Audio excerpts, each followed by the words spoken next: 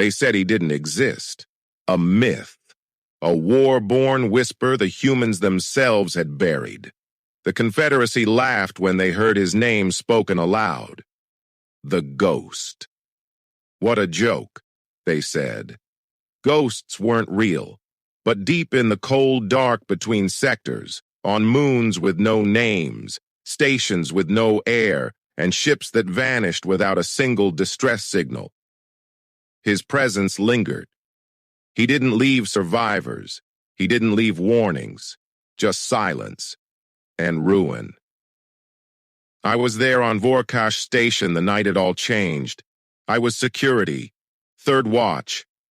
Nothing ever happened on third watch, until that night. The humans hadn't responded to our ceasefire ultimatum. Our command thought they were bluffing, again, weak, sentimental, scattered across 1,000 worlds, still mourning the loss of Earth itself. They wouldn't strike back. They couldn't. So we celebrated early, arrogant, loud, drunk on victory before the battle even came. But I remember when the lights flickered, just once, a brief hum, like something old and wrong had entered the station, something that didn't care for technology or treaties or honor. We thought it was a glitch.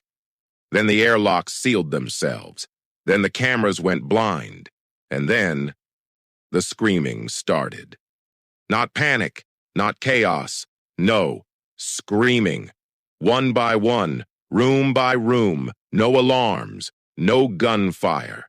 Just the sound of highly trained soldiers choking on their own fear before the feed cut to static. I tried to reach command. Nothing. The comms were offline. Even the emergency beacon was locked. I drew my plasma sidearm. I'm not ashamed to admit it. I was trembling. Then, the hallway outside my post lit up, but not from the overheads, from sparks. Tiny drifting embers like fireflies in space, and then he stepped through. Not loud, not fast, just a slow, impossible walk.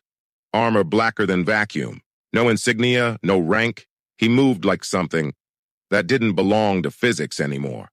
A shimmer clung to his form, not a shield, not a cloak, a glitch in space like he was only mostly here. I aimed. Of course I did. But before I could pull the trigger, he was gone, not invisible, not hidden, gone. And behind me, a whisper, so close I felt it in my bones. "Where's the Admiral?" I turned, no one there. But the lights died. The corridor behind me collapsed into black. I ran. Protocol said stay, but instincts said run. I saw others, 2 engineers from Deck 3, a weapons officer, the surveillance chief, all running, all bleeding. No one was chasing us, but we all knew he was somewhere ahead of us, behind us, inside the system. Every locked door, every dead screen, every flickering bulb was him. The humans had a word for creatures like this.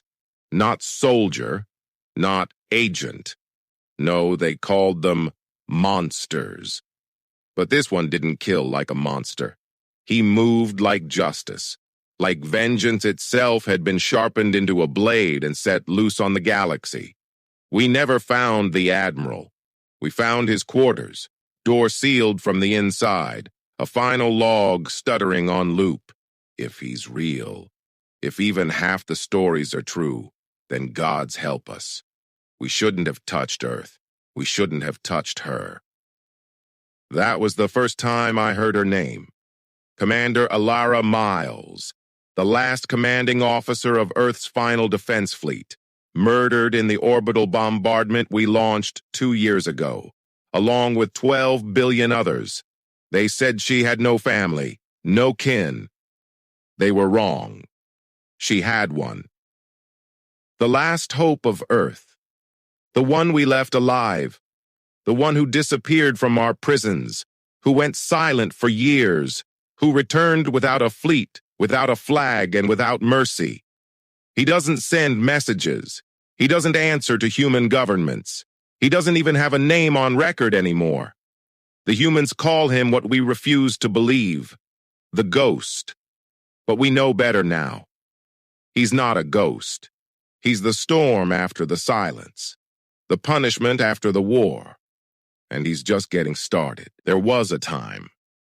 He had a name, not a code, not a call sign, not the whispered myth the galaxy feared now, just a name spoken soft by the one person he'd ever let close. Ilara, his sister. She used to call him Sam, not Commander, not Agent, just Sam. And when she died, the name died with her. I served with both of them, Earth Defense Fleet, Black Division. I watched Ilara refuse to abandon the planet, even when the last transport begged her to leave. I saw her reroute the last of the orbital shields, not to protect herself, but to give the evacuation ships a few more seconds. It cost her everything. And him? It broke him in a way I didn't understand, until it was too late. You see, Sam wasn't like the rest of us. He was the prototype, Earth's last classified asset, codenamed Project Ghost, Genetic Operative, Human-Originated, Stealth Tier, built to survive anywhere, to disappear into any environment, to erase threats before they even had names. He was a weapon, designed to end wars before they began. But no one asked what would happen if you pointed a weapon like that at the galaxy itself. No one asked what would happen if you killed his reason for holding back. He vanished the day Earth fell. We thought he'd gone down with her. Even the backups, the fail-safes, all dark. Until stations started going silent. Until high-ranking war criminals began disappearing. No broadcasts, no demands, just void. And on every site, the same sign left behind. A streak of burned carbon in the shape of a single human handprint, fused into steel, still warm to the touch. They didn't recognize it at first, but I did. Because I was there in the lab the day his suit bonded for the first time. He looked down at his hand, gleaming black with experimental weave, and whispered, "If they ever hurt her, this hand will be the last thing they see." The galaxy called it superstition, a fairy tale. But I knew better. That wasn't just vengeance. That was love. Pure, undeniable, weaponized. And the thing about love like that? It doesn't die. It waits. It watches. And then it burns. There was a file, hidden deep in Black Division archives, marked, "Do not unseal, not even in war." It held the final kill switch, a neural tether linked directly to his brainstem. One command, and he would stop. One word, and the ghost would end. The council debated using it. They argued for hours while outposts burned, while traitors vanished, while those who bombed Earth began praying to gods they didn't believe in. But no one sent the command, because no one could agree if we should stop him or just get the hell out of his way. Some say he's not human anymore, that he's become something else, a spirit of vengeance forged in the ashes of Earth. But I remember him. I remember a boy who used to fix broken radios just to hear Ilara's voice across the static. I remember the way he stood beside her on her last day, not as a soldier, but as a brother. He made a promise, not out loud, but with his silence. He would make them feel what Earth felt, not all at once, one by one. And now, they finally believe. Now even the warlords speak his name in fear. Not Sam, not Agent, just one word, Ghost, and the galaxy trembles. But I know what comes next. I've seen the pattern. This wasn't revenge, it was the prelude. He's building toward something, a final reckoning, And when it comes, no fleet will be fast enough, no wall high enough, no treaty strong enough to hold him back, because this time he's not coming for a target. He's coming for the memory of Earth itself, to remind them why you never ever leave one of us alive. High Commander Trexel of the Vakari Dominion had never lost a battle, not in 200 cycles, not against humans, not against their little coalitions. He called them primitive, fractured, slow, unworthy of the stars.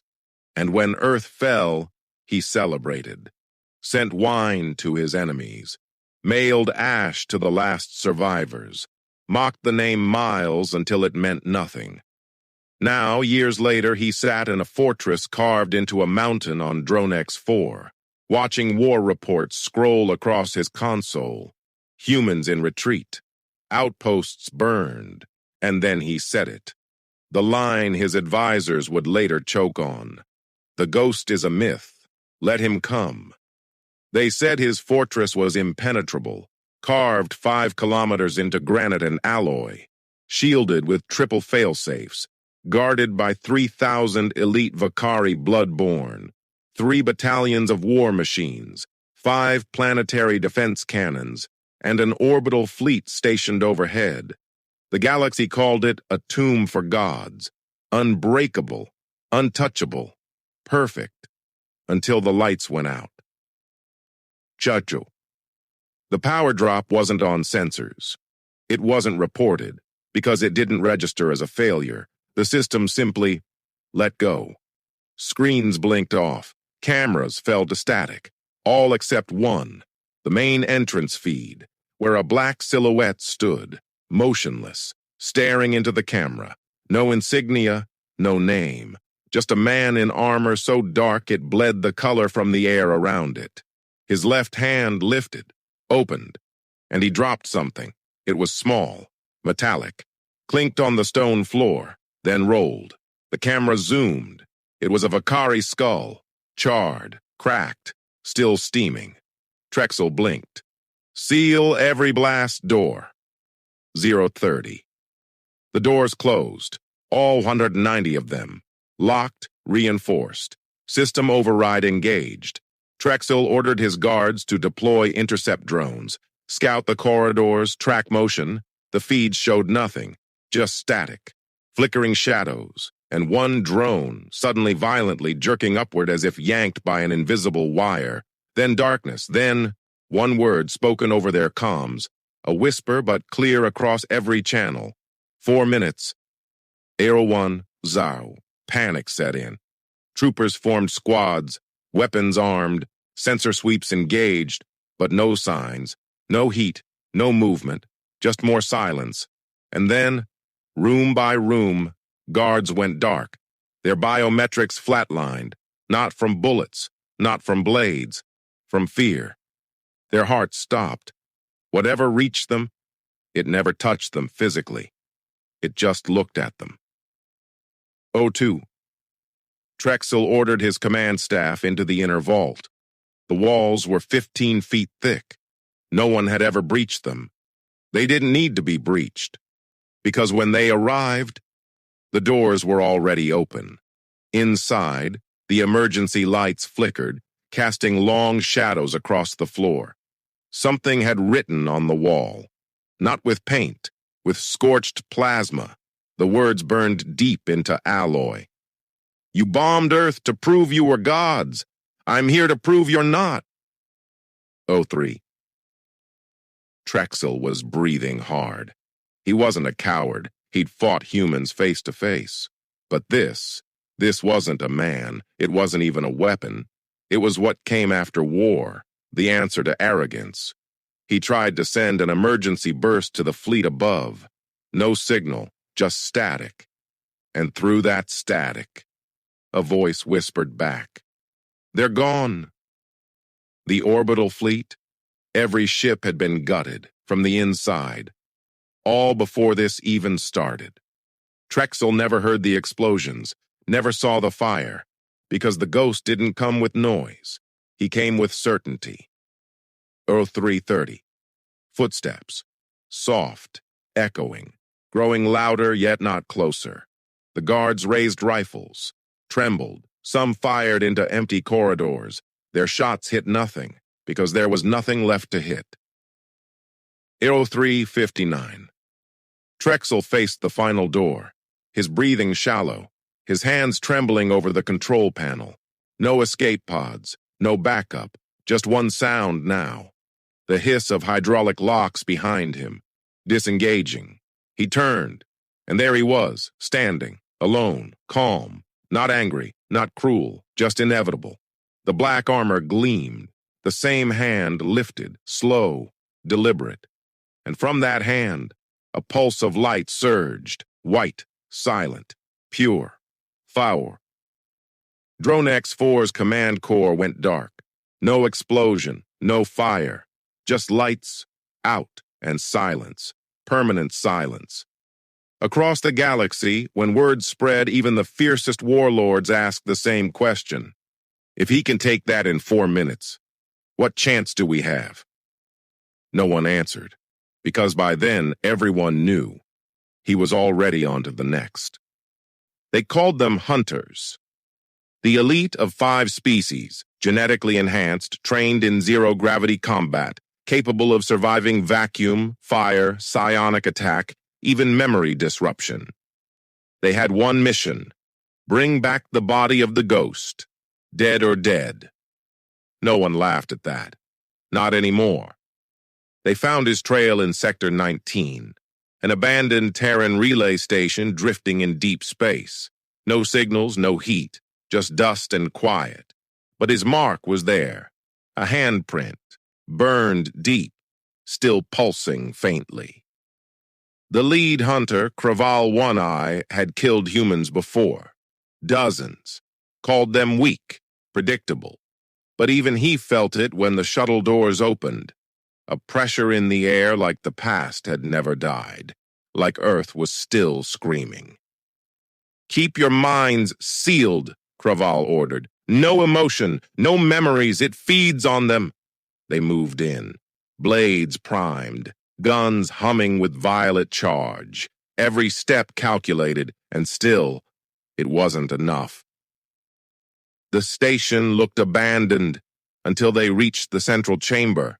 A single chair sat in the middle, facing away, wires trailing like veins, screens cracked, and above it, dozens of faces flickering in hologram generals, war criminals, commanders, all dead, all connected to Earth's fall. This isn't a trap, said the medic. It's a message. They advanced. Then the chair turned. He sat there, calm, still, unarmed. No helmet now, just a human face, aged, scarred, eyes like burnt stone, empty, not angry, not wild, cold. So, he said, voice quiet, you finally found me. Craval raised his weapon. You're under Dominion arrest for destabilizing 13 worlds. They screamed, the ghost whispered. The children. I remember their screams when the sky fell. Do you? Craval stepped forward. You're a war criminal. The ghost stood, and everything changed. The lights bent, the floor rippled, the screens shattered in silence. One of the hunters dropped her weapon, clutching her head. What is this? She gasped. The truth, Craval realized, was far worse than any myth. He wasn't just augmented, wasn't just trained, he had evolved. Project GHOST was never just stealth tech. It was a cognitive weapon platform, self-learning, emotionally bonded to Earth's memory. It could adapt, rewrite itself. And when Earth died, when Ilara died, he didn't break. He changed. He stopped being human, stopped being only flesh. He became something else, a living echo, a carrier of vengeance, a relic of extinction made sentient. The medic trembled. He's not alive the same way we are. Craval fired. The bolt went through the ghost's chest and did nothing. He didn't bleed, didn't flinch. I've bled before, he whispered. Now I remember. He stepped forward, and the world shattered. Every hunter saw something different. One saw the face of a Terran child she'd abandoned. One felt the heat of Earth's last day. One dropped to his knees, sobbing, begging for forgiveness he didn't know he needed. Craval fought it, barely. You can't kill us all, he roared. You're just one man. I was, the ghost said. He raised his hand, the same left hand, the same promise. But now, I'm everyone they lost. The explosion wasn't thermal. It wasn't kinetic. It was memory. Raw, burning, pure. When the retrieval teams arrived, they found the hunters catatonic, still breathing, but changed. They whispered Earth's name in sleep. They scratched the word Ilara into walls. They stared at nothing for hours, as if they had seen her, as if the ghost had shown them the cost. The galaxy did not send more hunters. They didn't speak of him again. They didn't even whisper. They buried the name, Ghost. But on forgotten planets, at the edge of dying suns, in the hearts of those who remember Earth, the myth lives on, a guardian born from grief, a weapon forged in loss, and a message etched into every silent battlefield.